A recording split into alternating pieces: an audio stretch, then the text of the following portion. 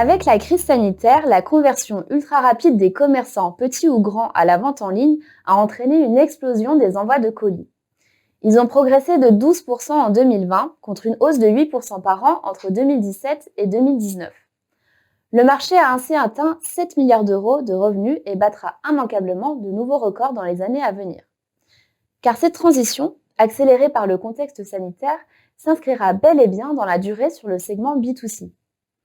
Le e-commerce va en effet sortir renforcé de la crise avec des consommateurs qui auront pris des habitudes d'achat en ligne auxquelles s'ajoutent des réformes favorisant le e-commerce transfrontalier dans l'Union européenne.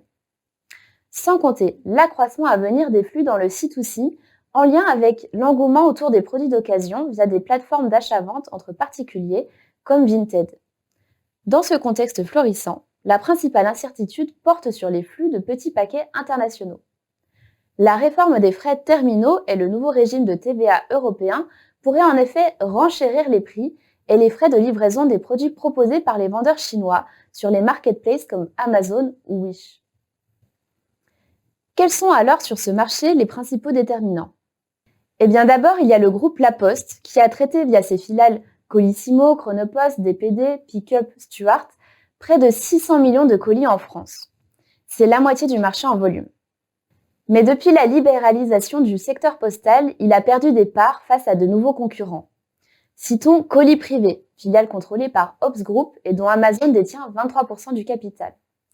Citons aussi les intégrateurs mondiaux, comme FedEx, DHL et UPS, historiquement positionnés sur le B2B et qui basculent de plus en plus sur le B2C pour capter la croissance du e-commerce.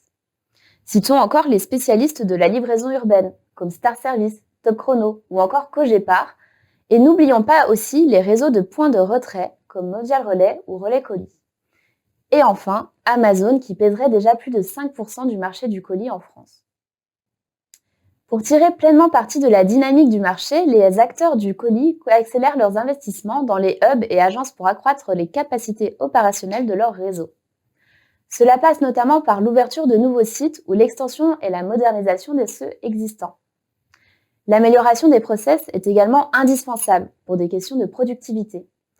Elle passera par la digitalisation des activités, l'investissement dans les technologies facilitant le travail des salariés ou encore le développement de solutions innovantes de livraison comme les drones et les robots. Les acteurs misent aussi sur l'optimisation de l'expérience client, par exemple via la mise en place de box accessibles 24 heures sur 24 ou encore les relais de proximité.